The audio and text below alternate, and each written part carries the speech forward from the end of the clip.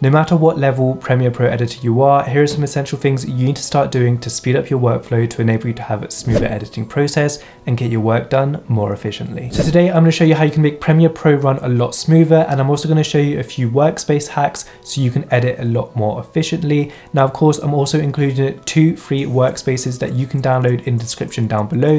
So if you want to go ahead and do that, go ahead and do that. But if you're new here, welcome. My name's Seb. This channel is all about videography, video editing, and photography.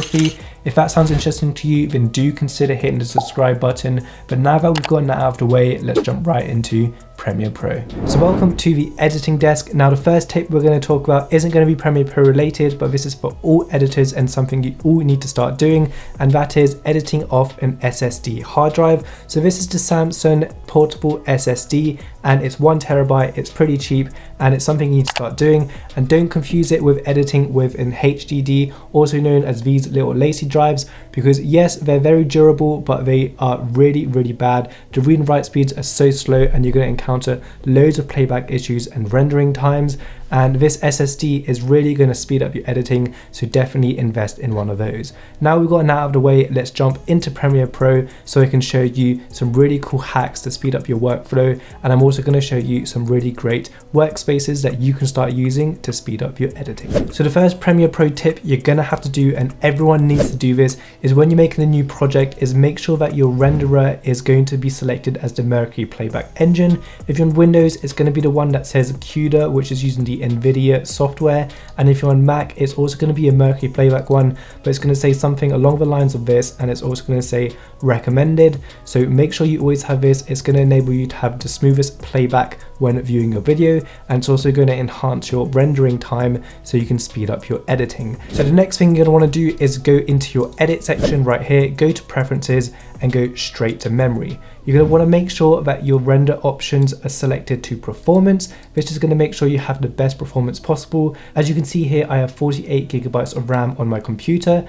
and the RAM reserved here is 12 gigabytes for all other applications. So that's Chrome and other applications like that. And then here I have 36 gigabytes of RAM available straight for my Adobe programs. That's just going to give me the best performance possible, but a recommended amount of RAM is at least a minimum of 8 gigabytes. But the more memory you dedicate to Adobe Premiere Pro, the better playbacks you're going to get. Tip number 2 is going to be clearing your media cache. So you can access this in the same preference files in media cache right here. So it's right on top of memory, so easy to access if you're doing this right away. And as you can see, I have it set to automatically delete caches files older than 10 days.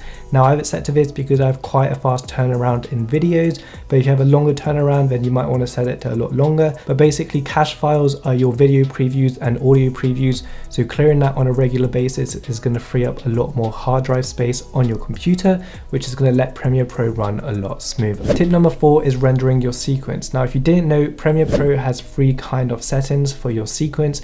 You have a red sequence, a yellow sequence, and a green sequence. You can see this right here. So the red timeline is going to mean you're going to have a choppy playback, so when you're playing back it's going to be buggy and all of that. The yellow playback means you're going to have a few drop frames, and then the green timeline is going to mean you're going to have absolutely smooth playback. So what you can do right here is if you press O, is going to select your out point, and then you press I, that's going to select your in point.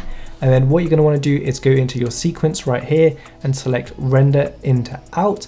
And what this is going to do is do a quick render, and as you can see right here, it's going to render this red section, and it's also going to render this yellow section. And as you can see now, it's a fully green timeline, which means I'm going to have super smooth playback. So this is an absolute time saver. If you're doing complicated effects like speed ramping, reverse speeding, and all of that, you're definitely going to want to do render into out. So at the end of it, you're going to have a smooth playback so you can check what you've edited. Tip number 5 is having a clean and organized workspace. As you can see right here, we have my everyday editing workspace, and this is what works best for me. So on the left section, I have my project panel right here with all my files. On the bottom, I have all my effects, so I can drag in all my effects I want to use. And on this section right here, I have my effects, my essential graphics, essential sounds, and Lumetri control. Here we have my timeline in big, so I can open it up and see exactly what I'm doing. And in the middle right here, we have my preview section. So whenever I'm editing my video, this is what I'm seeing. So the main takeaway from this is don't have a cluttered workflow. You can see in the Windows section right here, the default one tends to have all of these selected. One, that's going to make your Premiere Pro run a lot slower because it has to have all of these tasks in the background. And two, it's just really messy to find all the things that you need to do. So if I need my footage, I know that it's going to be right up here so I can drag it into my timeline. If I need my effects, I know it's going to be in this corner right here. And all my effect controls, essential graphics and all of that is going to be right up here. I also have a separate panel for everyday color grading. So this just makes it a little bit bigger. My lumetri colors are on the right here.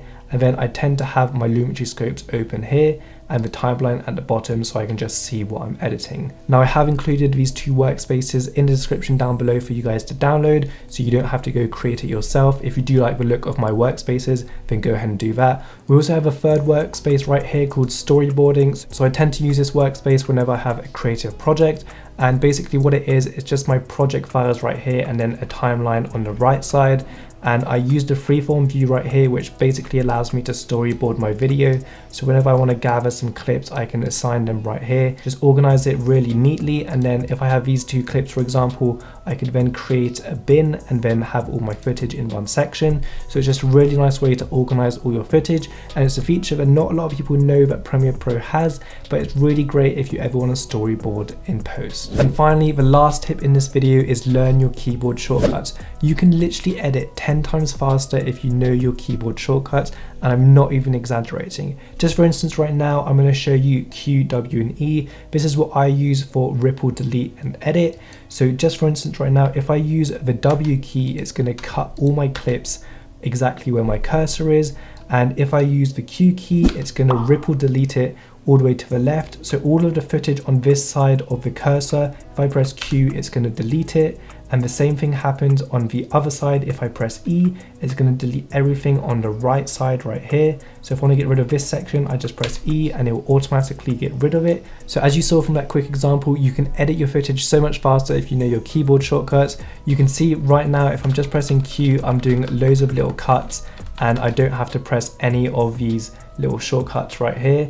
I can just do it straight from my keyboard. So I can't stress this enough, learn your keyboard shortcuts. You will literally be able to edit 10 times faster, and I'm not even exaggerating. If you do want me to make a video on my Premiere Pro keyboard shortcuts, then do let me know in the comments down below. I'll be happy to make it. But that's pretty much it for this Premiere Pro video. Let's head back to the other camera.